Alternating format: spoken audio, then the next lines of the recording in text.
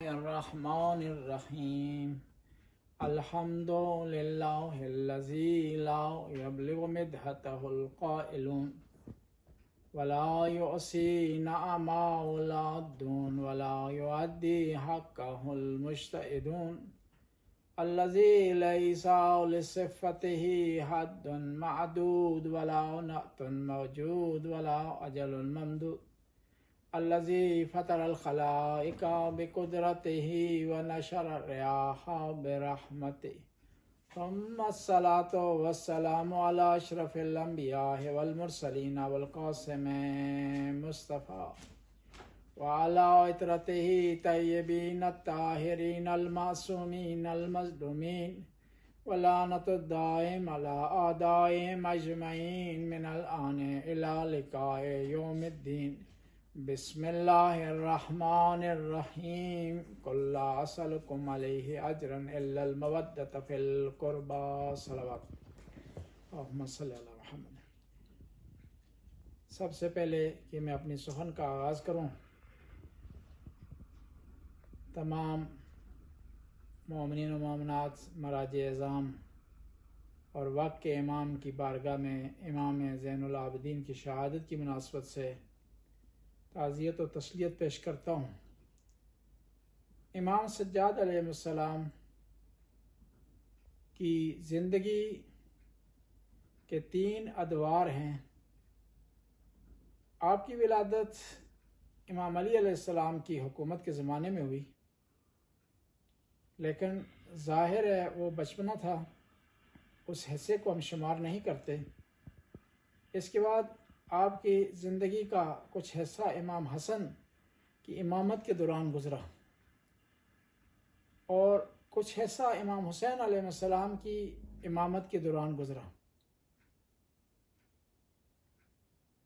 ان 2 اماموں کی امامت کے دوران کوئی قول، کوئی حدیث امام زین العابدین سے ہمیں نہیں ملتی۔ واقعہ کربلا ایک عظیم اور ایک سنگین واقعہ تھا، لیکن اس کے باوجود بھی امام زین العابدین علیہ السلام نے اس واقعے کے دوران اور واقعے کے بعد مسلمانوں کے لیے ایک درس چھوڑا۔ امام زین العابدین کی زندگی سے ہمیں 3 بڑی تصنیفات ملتی ہیں، جس کے ذریعے آپ نے اپنے نانا کی امت کی اصلاح کی۔ صحیفہ کاملہ، تفسیر اور رسالۃ الحقوق۔ آج ہم تبصرہ کریں گے صحیفہ کاملہ پر، اور آخر میں امام زین العابدین کی ایک حدیث پر اس مجلس کا اختتام کریں گے۔ صحیفہ سجادیہ یا صحیفہ کاملہ یہ قرآن اور نہج البلاغہ کے بعد سب سے بڑی اور مین کتاب ہے، جس میں 54 دعائیں، اور اس صحیفہ کاملہ کو نہج البلاغہ کے ام پلہ سمجھا گیا ہے، اخت قرآن کہا گیا ہے، زبور اہل بیت کہا گیا ہے، صحیفہ سجادیہ کہا ہے اور صحیفہ کاملہ کہا۔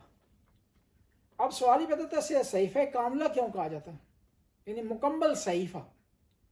صحیفہ آسمانی کتاب کو کہتے ہیں جس میں شریعت اس طرح جس طرح کہ قرآن میں پائی جاتی ہے یا تورات یا انجیل میں نہیں پائی جاتی، لیکن خدائی احکام پائے جاتے ہیں۔ کاملہ اس لیے اسے کہا جاتا ہے کیونکہ اس کا ایک ناقص نسخہ زیدیوں کے پاس تھا، وہ نسخہ کامل نہیں تھا، اس لیے اس کو کہا جاتا ہے صحیفہ کاملہ۔ اس کی سند کے بارے میں کہا جاتا ہے محمد متقی مجلسی، علامہ باقر مجلسی کے والد گرامی نے کہا کہ اس صحیفہ کاملہ کی کم از کم 1 ملین سند ہے، یعنی 1 ملین افراد نے اسے نقل کیا ہے۔ پھر آقائے بزرگ تیرانی فرماتے ہیں کہ صحیفہ کاملہ تواتر کی حد تک ہمارے پاس موجود ہے، یعنی اس کو اتنا زیادہ نقل کیا گیا، اس کو تواتر حاصل ہو گیا۔ شیخ مفید اپنی کتاب ارشاد میں لکھتے ہیں کہ کئی علماء اہل سنت نے بھی صحیفہ سجادیہ کا تذکرہ کیا ہے، اور اس سے روایات نقل کی ہیں، جن میں سے ابن جوزی ہے تذکرۃ الخواص میں انہوں نے نقل کی ہے، سلیمان ابن ابراہیم قندوزی نے جنابی المودت میں اس کو ذکر کیا، اور اس کی جو روایت ہے صحیفہ کاملہ کی یا اس کا جو نسخہ ہے، اس کے بارے میں ایک روایت بیان کرتے چلتے ہیں۔ متوکل ابن ہارون بلخی امام جعفر صادق علیہ السلام کے شاگردوں میں سے اور راویوں میں سے ہیں اور اصحاب میں سے، یہ کہتے ہیں میں نے ملاقات کی ہے یحییٰ ابن زید سے۔ یحییٰ ابن زید حضرت زید کے بیٹے ہیں جن کی مشہد میں میامے میں قبر ہے۔ انہوں نے روایت نقل کی ہے، کس نے؟ ہارون بلخی نے، متوکل ہارون بلخی نے روایت نقل کی ہے یحییٰ ابن زید سے۔ پھر کہا کہ اگر مجھے میری موت کے بارے میں حضرت جعفر صادق نے اگر نہ کہا ہوتا تو میں آج یہ چیز تیرے حوالے نہ کرتا۔ اس نے ایک چیز میرے حوالے کی کتاب کی صورت میں، تو دیکھا میں نے وہ صحیفہ سجادیہ میں امام جعفر صادق کی خدمت میں لایا، تو امام جعفر صادق نے اسے چوما اور کہا کہ میرے دادا کی املا ہے، ڈکٹیشن ہے، اور میرے بابا کی لکھائی، یہ میرے چچا کی یہ لکھائی ہے۔ اور پھر فوراً آواز دی اپنے بیٹے اسماعیل کو امام جعفر صادق نے کہ بیٹا اسماعیل، جو تم کو میں نے کتابیں دی تھی وہ لاؤ، وہ لائے گی۔ پھر یہ ہارون بلخی کہتا ہے کہ میں نے کہا امام سے کہ مجھے اجازت دیں میں ان دونوں نسخوں کو آپس میں ملاؤں، ملایا تو ہو بہو تھی۔ یعنی یہ صحیفہ سجادیہ دو طریقوں سے ہم تک پہنچی ہے، ایک امام باقر علیہ السلام کی توسط سے، دوسرا یہ صحیفہ سجادیہ ان کے بھائی زید شہید کے توسط سے ہم تک پہنچی ہے، اور اس میں بڑے مطالب جو پائے جاتے ہیں وہ عرفانی ہیں۔ 54 دعائیں جو توحید سے متعلق ہیں، اصول دین سے متعلق ہیں، علم غیب سے متعلق ہیں، فرشتوں سے متعلق ہیں، انبیاء کی رسالت سے متعلق ہیں، پیغمبر اور ان کے آل بیت کے مقام سے متعلق ہیں، امامت سے متعلق ہیں، اخلاق سے متعلق ہیں، محرمات سے بچنے سے متعلق ہیں، عیدوں کو کس طرح منایا جائے اس میں پایا جاتا ہے، تاریخ اس میں ہے، دعا اس میں ہے، تلاوت اس میں ہے، ذکر اس میں ہے، اور اس کے علاوہ عبادت کے طریقے وہاں بیان کیے۔ ان تمام دعاؤں میں سے جو سب سے امپورٹنٹ دعا ہے دعائے مکارم الاخلاق ہے، جس میں امام سجاد علیہ السلام ارشاد فرماتے ہیں کہ اخلاقی اقدار کون سی ہیں اور کون سی قدروں کے بارے میں خدا سے درخواست کرنی چاہیے، التجا کرنی چاہیے، ریکویسٹ کرنی چاہیے، تاکہ انسان دنیا اور آخرت کی سعادت اس کو حاصل ہو۔ امام سجاد کی احادیث میں سے ایک حدیث بیان کرتے ہیں اور پھر مصائب کی طرف آتے ہیں۔ قال علیہ السلام اربۃ من کن فیہ کامل اسلامہ ومحضت ذنوبہ ولقى ربہ وعنہ راض، کہ 4 ایسی چیزیں ہیں جس میں ہوں اس کا اسلام کامل ہے، اس کے گناہ مٹ جائیں گے، اور وہ جب اپنے رب سے ملاقات کرے گا تو خدا اس سے راضی ہوگا۔ وفاء للہ بما یجعلہ علی نفسہ للناس، کہ سب سے پہلی یہ جو چیز ہے جو انسان میں ہونی چاہیے وہ یہ ہے کہ انسان التقوی الہی اختیار کرے اور لوگوں کے کام آئے۔ تقوی الہی یہ ہے کہ انسان خدا کا تقوی اختیار کرے اور لوگوں کی خدمت میں رہے۔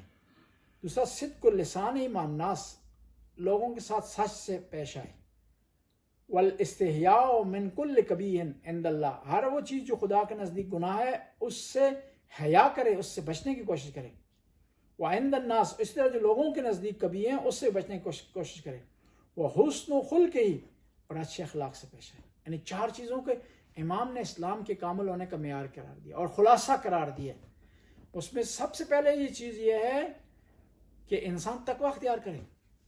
تقوی کا خلاصہ یہ ہے کہ واجبات کو لے جائے، اپنائے، عمل کرے اور محرمات سے بچنے کی کوشش کرے۔ اس کا زبان، اس کا اعضاء و جوارح، اس کا کردار واجبات سے بھرا ہوا ہو اور محرمات سے خالی ہو، اور انسان کا ہر عضو قیامت کے دن گواہی دے گا کہ اس نے واجبات کو بجا لایا یا نہیں لایا، محرمات سے بچا یا نہیں بچا۔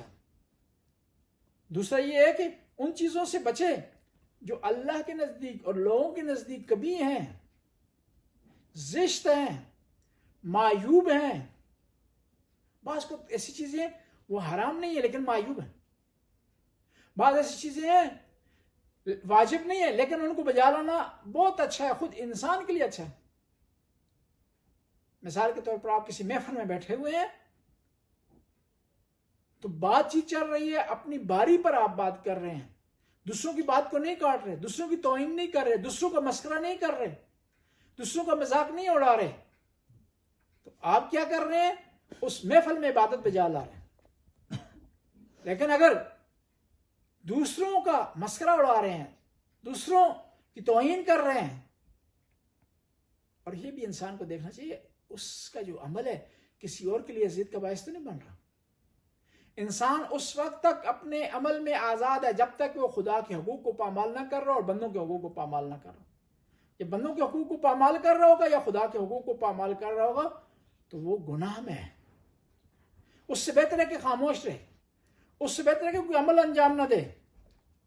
اور اس کے علاوہ ہے الاستحیاء من کل قبیح، انسان کو شرم آنا چاہیے کبھی زشت، معیوب، ایسے کام جس خدا کو پسند نہیں.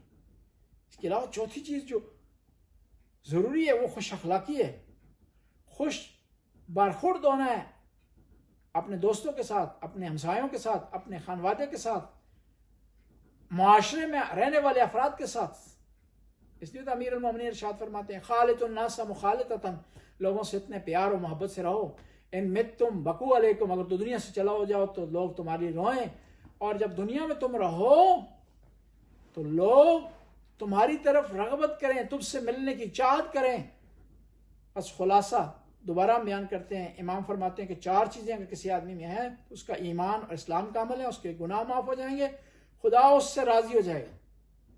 وقاء للہ یا وفاء للہ، اللہ کا تقوی اختیار کرے، سچ بولے، برے اعمال کو بجا نہ لائے اور اخلاق سے پیش آئے. امام زین العابدین نے ساری زندگی رو کر گزاری. مومنین کرام،